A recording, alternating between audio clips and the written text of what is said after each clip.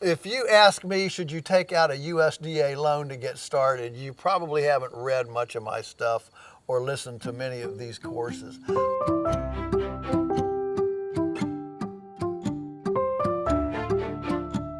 I want to stay as far away from the USDA as possible, partly because, there's no free lunch. And so they've got all sorts of hooks in you as far as what you can and can't do. As soon as you take out a loan from the USDA, now you're going to be a registered farm. You're going to be on their radar. You'll be having to fill out paperwork. What you do, they want to know how many chickens you grow, how many cows you've got. I mean, you're in that system. And I don't want to, get everybody paranoid here, but I don't want to be in that system. In the Aesop fable, the turtle won the race, not the rabbit. And so don't be in a hurry. Speed is expensive.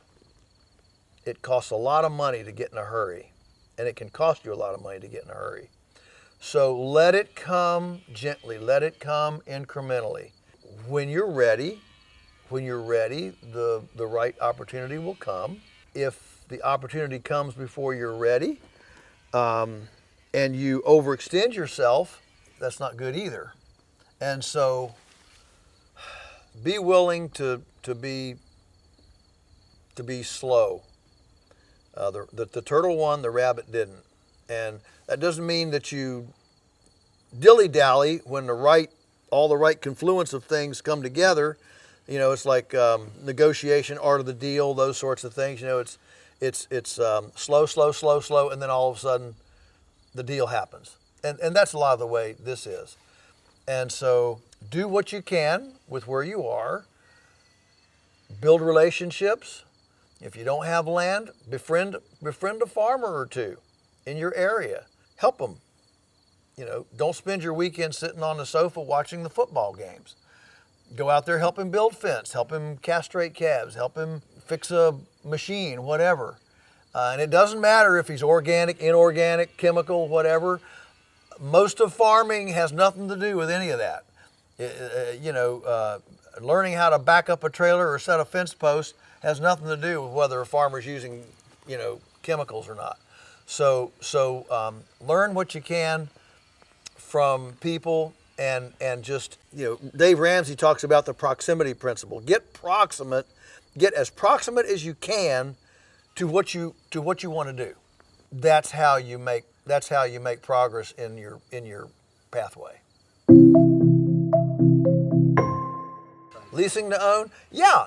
Leasing to own, goodness. Owner financing. So we bought an adjoining property 5 years ago with owner financing, and it's been wonderful.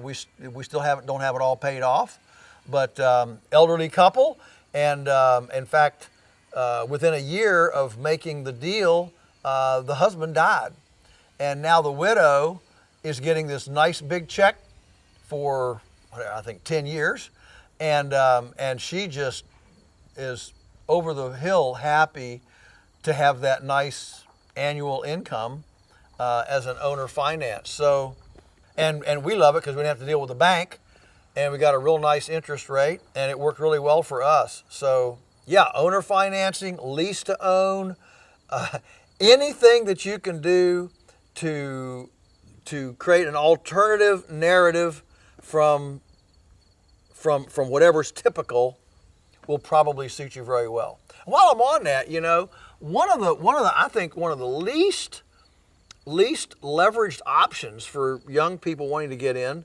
are elderly farmers who want to stay there, not go to an institution, but they just need some help. And there are numerous elderly farmers who would like somebody to either live nearby or even live in their house. If you're a young couple, especially if you don't have kids yet, or if you've just got one, where you could actually live in a house, because a lot of these families have baggage. Most families have baggage, and you can come in as a non-family. You don't have a history of things, and you can help them keep the lawn mowed, cook, clean the house, and they can stay out of an institution for a long, long time, and you can live for free in exchange for helping them. They're happy, you're happy, and a lot of times they live on an acreage, and it can be a big acreage. And so, you serve, you give yourself to service for 5, 6, 7 years, and who knows what might happen, toward the end. And I think that's one of the least leveraged options I see out there that I think should be leveraged and isn't being.